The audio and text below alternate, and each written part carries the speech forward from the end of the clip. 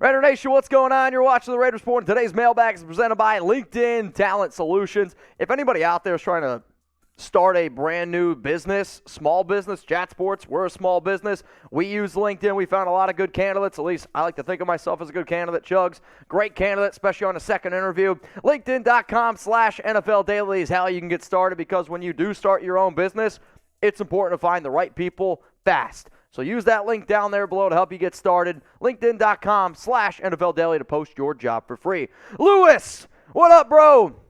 Who do you think the Raiders should go ahead and sign? Do you think we should go and sign Odell Beckham Jr.? I don't really think Odell is the option here. Would Odell help the offense? Sure. I'd be lying to you to say that he wouldn't help out the offense. The issue right now to me, though, is defense. When you actually look at how efficient the Raiders' offense has been this season, they're like top 5 NFL efficiency, which is mind-blowing to me because they're 2-4.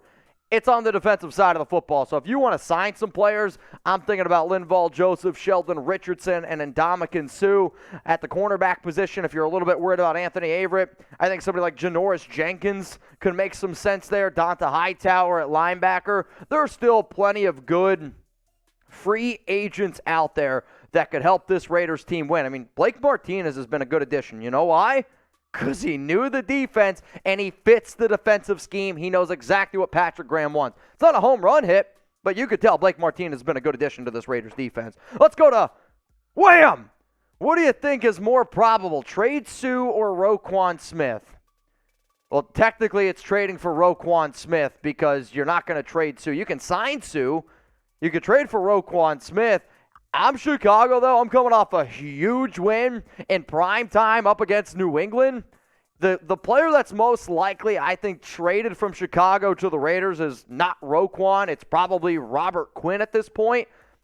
But signing Suh, I actually think, is more likely than trading for Roquan Smith because Suh is available. He just wants to play for a contender. Are the Raiders a contender at 2-4? You guys can answer that. Well, let's go to Phil. What up, man? Any chance the Saints trade us right tackle Ryan Ramczyk? No. I mean, he's like their top offensive lineman. You can make an argument he's their best offensive player. I know a lot of people are, Alvin Kamara. Alvin Kamara is an incredible player. Ryan Ramczyk's like one of the best offensive tackles in the NFL. And here's the other thing. The Raiders' offensive line has actually played well. Yeah, their pass blocking hasn't been amazing, but it's been good. If I would have told you that the Raiders would have a top 10 offensive line at the beginning of the season, what would you say? They're playing like a top 10 offensive line right now. They're top 3 in terms of overall run efficiency grades. The Raiders have been playing well, and to get Ryan Ramczyk, you probably got to give up a first. If I'm going to give up a first-round pick, I want somebody who helps out my defense. That's what I want. Now, guys, if you haven't already hit that subscribe button, make sure you do so. We do mailbags every single week. Turn on those notifications. Tickle that noti bell right there. That way, I know who the heck is watching my show. Now, I want to give shout-outs to the people who I know have notifications on, and I like to call them my Noti gang. Those are the people that as soon as a video goes out, they try to be the very first people in the comment section, and to me, that's like one of the biggest tip of the caps I can give. These are people that I know rock with me. Isaac Hernandez, Richard, Cody Wilson, Matt R, BG, SVT. These were the first 5 people that commented on my video that went out yesterday. Part of the Noti gang. You want to get a shout-out on the Raiders Report? Turn on those notification bells. Let's go to William Holmes. What up, bro? Daron, Payne, and William Jackson for a first and a 6th-round pick. I mean, here's the only reason why I think that Washington, I think the Raiders might not even have to give that much up, right? So Washington benched William Jackson. They want him out of there, and his contract is rather high, but this is a trade that I would do. I would do it. I don't think you have to give up a first-rounder, though, because Washington, they already committed long-term to another defensive tackle named Johnathan Allen, also from Alabama. Payne, to me, is going to be a free agent next offseason, so for them, they're like, all right, we got to get something. Washington's not going to go anywhere. 2nd and a 6th-round pick for Daron Payne and William Jackson, I would do that trade. But realistically, this is also, I think, good value for the Raiders. They just need to get the good version of William Jackson. You got to play him the right way. Let's go to Big Black. If Jacobs tests free agency, if we foolishly don't tag him, I think he'll be in Miami. Your thoughts? Miami doesn't have that many great running backs. My only thing I'll say to that is Mike McDaniel comes from the Kyle Shanahan tree. Usually the Kyle Shanahan tree is them not really overpaying for running backs. Yes, Shanahan paid a lot of money to Jerick McKinnon. Didn't work out. Miami this offseason added a lot of running backs to their backfield. Josh Jacobs right now costs $12.7 million, like what it's projected to be to franchise tag him. At least that's what Spotrac and Over the Cap are going with. But here's the thing, man. $12.7 million, I would do that for Jacobs. I said that I didn't blame the Raiders for not giving him a fifth-year option. The fifth-year option would have been about $8 million.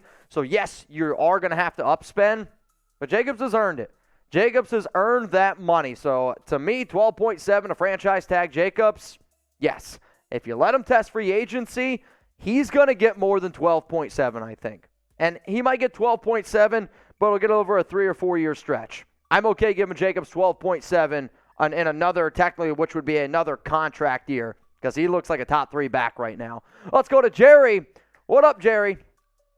Foster Moreau is just as good as Waller. Trade Waller at this point. What is he worth? I mean, Foster Moreau is not just as good as Waller, and if anybody's saying that, they're wrong. Is Foster a good tight end? Yes. Darren Waller, though, when fully healthy, is a top 3 tight end in the league. Foster, to me, is probably like the 15th best, 16th. He's in the 15 to 20 range of tight ends. Do I think right now, comparatively, of what Waller's making compared to what Foster's making, does Foster look like the better deal? Considering the fact of how both these players have had injury concerns, sure. I think you just got to realize that Waller is your guy this year. You can trade him next offseason. It doesn't cost you a lot. Foster's going to be a free agent. This team might just try to find brand new tight ends overall. I'd say, though, right now, you're not going to get anything more than a third-round pick for Waller. If you didn't want to trade Waller for a first or in the offseason, I don't really want to trade Waller for a third-round pick now. So for that reason, I'll say no, the Raiders should not trade Darren Waller. But you guys can let me know. Type T for trade or type P for pass. Let's go to Johnathan Moreau. What up, bro? Do you think we should get rid of Patrick Graham? He was terrible in New York, and now he's not making adjustments over here. I actually don't think he was bad in New York. I think that he actually did a halfway decent job in New York in terms of the Giants' offense was so bad in New York that defense was on the field the entire time. I look at the 2 years in New York, and actually I'll say that Patrick Graham did an okay job. I think right now your biggest problem is, and with Patrick Graham, I think Patrick Graham is a better defensive coordinator, hold your breath here, than Gus Bradley.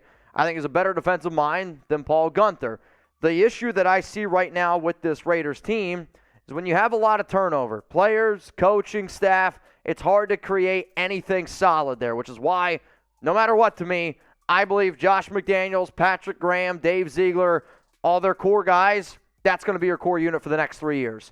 And it's because you got Paul Guenther guys, you got Gus Bradley guys trying to run in a Patrick Graham defense. Does that make sense? A lot of times with defensive coordinators, they try to find guys that fit their scheme.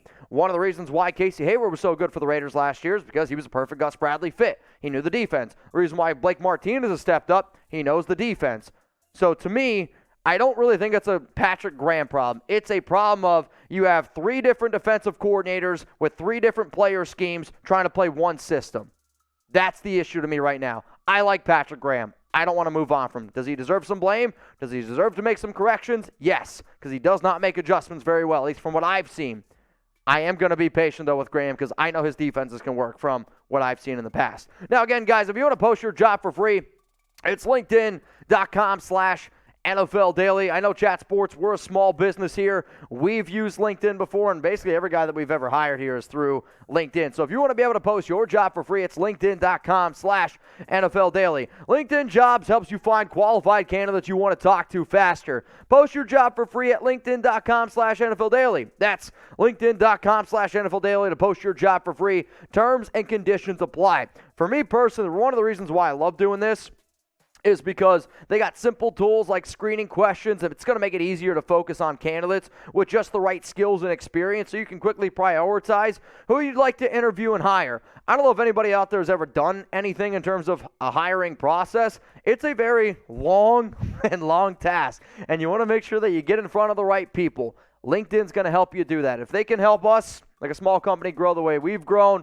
from 4 full-time employees now up to over 20, I think you guys have seen how much this channel has grown. LinkedIn, they've helped us out a lot, and I think they can help you out too. LinkedIn.com/NFL Daily. Let's go to Jeremy Brownstein. Do you think Anthony Averett will play better this week after the game he played Sunday? The reason why I will say yes to this is because NFL players are in incredible shape. And I don't really understand or think that sometimes people know what being in good shape is and then being in football shape. Anthony Averett for a while really wasn't able to do a lot of football activities, wasn't able to practice, and he got picked on this past week, did not look good.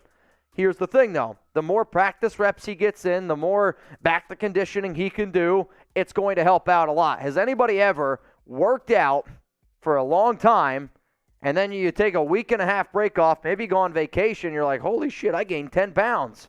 When you're at this level of being an athlete in the NFL, you miss 4 weeks, it shows. Anthony Averett's going to be just fine. You just got to give him a little bit more time to get out there. Let's go to Raider 508.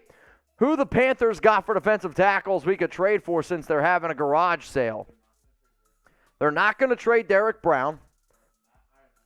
Matt Ioannidis, who we've actually talked about before. He actually used to play with the Washington Commanders. Bravion Roy is another big boy up the middle. To me, though, the players that I would target from Carolina are in the secondary. C.J. Henderson, they're not going to trade J.C. Horn, so already forget that. You got to remember, though, Donta Jackson is a player that's actually played in a Patrick Graham system before. Also, on top of that, C.J. Henderson is the player that I like quite a bit, and I liked him when he first came out of Florida. He has got a lot of talent. his technique sucks. And I'm hoping that this Raiders team would be able to help out his technique here a little bit. Also, the connection with Jason Simmons. Remember, I guess he's the defensive special coordinator or something like defensive special coordinator. His name's Jason Simmons. He was with Carolina last season. He's now with the Raiders this year. So a lot of those cornerbacks already have a relationship, Carolina, with him. That's where I would look at in Carolina, trading with the corners. Now, again, y'all, we got an amazing show here for you guys today. If you haven't already hit that subscribe button, please make sure you do so. And if I miss any of your questions at any time, please don't be afraid to hit me up. We are doing a special show today for Drive-In, who's trying to create a little bit of awareness here for suicide prevention. So if you guys want to go donate, it is at the very, very top. We're not accepting super chats on today's live show. All I want you to do is this. If you're dealing with something, if you know somebody who's dealing with something, if you're in a crisis situation, it's going to get better. Talk to people. Call or text 988 or text TALK to 741-741. Let's go to Nick. Who you have any trade interest trading for Ed Oliver? Would I have any trade? Yes, I would. The Bills aren't going to trade Ed Oliver. Usually teams that sell are teams that think that they're not in it anymore. Ed Oliver is a great defensive tackle on the Buffalo Bills, who are a Super Bowl caliber team. In fact, they are the team that I would bet on to win the Super Bowl right now. So for that reason, Ed Oliver, no. Christopher Lamb, what up, bro? Chances the Raiders play Matthew Butler over Ferrell. It's an interesting take, and I actually talked about this a little bit yesterday on my Locals live show that I did, where there was a part of me I was like, maybe you don't play Clelin Ferrell this week. And the reason why I said that is that way he can't get hurt, because if he gets hurt, there's no way you can trade him at the NFL trade deadline. And in week 7, he had half a sack. Like, to me, Clelin getting on the sack stat sheet, that's selling high at this point. I am curious to see how much of a rotation Matthew Butler and how much of a rotation, somebody like, I don't know, Neil Farrell Jr. get this upcoming week. Clee, though, still need bodies, right? Like, we still need bodies on the defensive line, especially going up against New Orleans, who they're going to run the football, whether it be with Alvin Kamara, whether it be with Mark Ingram, whether it's going to be with your tight end quarterback Taysom Hill. You're going to run the football. We need a lot of bodies up the middle. Let's go to Aldo Herrera. What up, man? Thoughts on signing the Jackrabbit? So the Jackrabbit Janoris Jenkins, his real now legal name is Jackrabbit Jenkins. He's played in some past Patrick Graham systems. He did actually tweet out at the Titans like 2 or 3 weeks ago, hey, come get me. I'll sign for a 1 year. It was like $3.3 million fully guaranteed deal. I'm not going to give him that type of money, but adding a player who knows the system, who can be a veteran, could be a good like plug-and-play dude for the next 4 or 5, however long Nate Hobbs is out for. So when you think about the cornerback room, what's your overall confidence level? Because I think when I get a question like that, shout out to Chugs, my mind initially goes like, all right, well, if you want to sign a cornerback, that means you don't have a lot of confidence in your cornerback room. Scale it for me, 1 to 10. 1 being you're not confident at all. When I think about this question, I want you to think about now. Right now. Not with Nate Hobbs, because with Nate Hobbs, this to me is like a 7 or an 8. Without Nate Hobbs, I saw Anthony Averett, the Houston Texans. If there's a Texans fan out there, I'm sorry, hold your ears. Davis Mills, not a great quarterback. Nico Collins has played better. Brandon Cooks is a good wide receiver. This team struggled slowing down that passing game. That makes me a little bit worried. So for that, I'll say right now, without Nate Hobbs, you're probably at like a 5. Let's go to John Harley. What up, bro? Does getting rid of Hankins mean we might go and get Suh? I don't know with the Suh thing anymore, dude. I've been saying the Raiders should go get a defensive tackle for months. I also said the Raiders should go get a right tackle for a long time. Hey, they were confident in Alex Leatherwood and Brandon Parker. You've seen how that goes. I don't understand how the Raiders can see the type of production that this defensive line has put up. You are dead last in sacks right now. Dead last in the NFL. 9 sacks. Max Crosby has 6 of them. If you didn't have Max Crosby, this would be the worst defensive line in the NFL. I do not understand how in today's NFL you don't think getting after the quarterback matters. And for you to ignore the defensive tackle position means that you don't think getting after the quarterback matters. Suh, yeah. Linval Joseph, let's do it. Sheldon Richardson, bring him on. The Raiders need defensive tackle help. That's one thing I know. Let's go to James_Motor Company. If the Raiders lose to the Saints this week, will the Raiders be buyers or sellers at the deadline? This is a great question. You lose this week, you go to 2-5. You know what? Before I give my answer, yeah, let's do this. If the Raiders lose to the Saints, what should they do? Should they buy or should they sell? Let me know. Type buy or type sell. If you lose to the Saints this week, the only reason why I am going to continuously say the Raiders should be buyers at the deadline is because of this. As soon as you start selling, that tells your team and that tells the fan base that you've given up. There was already a lot of people upset about how many empty seats there was in Las Vegas. If Mark Davis wants to continue to charge the prices that he is to get Raider fans to go to those games, you can't be sellers. This team, when they built a brand new stadium, you had the COVID 2020 year, they still need money. I know that might surprise some people. I'm not saying Mark Davis is broke. He's not broke. But this team still needs to be able to make money and operate. And there's no way Josh McDaniels, after making the playoffs last season, the Raiders did, can have this bad of a losing season. To me, you got to be buying because the Raiders games upcoming are all very winnable. Let's go to El Raider 93. These rumors that some Broncos defensive linemen want to get traded. There's multiple Broncos defensive linemen that I've heard that want out the door. Bradley Chubb especially. So right before we started today's live show, a report came out that said if the Broncos lose this week, it's very likely that Bradley Chubb gets dealt. Bradley Chubb right now, I believe, is top 10 in the NFL in terms of overall impact for defensive players. Like, he's been really good. There's going to be a lot of teams vying for Chubb. And if we can get rid of him out of our division, I am more than okay with that. Let's go to Mario. Diablo and Abram should switch positions. This is funny. And the reason why I think this is funny was I talked about this on Locals maybe like a week or two ago where I said if the Raiders trade away Johnathan Abram, it actually wouldn't surprise me if Las Vegas then put Divine Diablo in a Johnathan Abram / Jabril Peppers / Landon Collins role that you've seen some of these other players play in a Patrick Graham system. Remember, when Divine Diablo came out of Virginia Tech, he was a strong safety. They converted him to linebacker. I think personally that if you put him back at strong safety, that might be a better position for him because he has struggled this year at linebacker. A lot of people are like, oh, he's got a lot of tackles. There's reasons why he's getting tackles, because he's getting beat. So I think that this could potentially happen. I think Abram, though, is more than likely out the door as well. Now, if you guys want to stay up to date on everything going on around the silver and black, y'all know where to find me. I'm at Mitchell Renz 365, Twitter, Instagram. If you want to be able to donate to the show in future like Trivan did, Trivan donated to the show on Venmo at Mitchell Renz 365, which is why we're able to do a show created for him.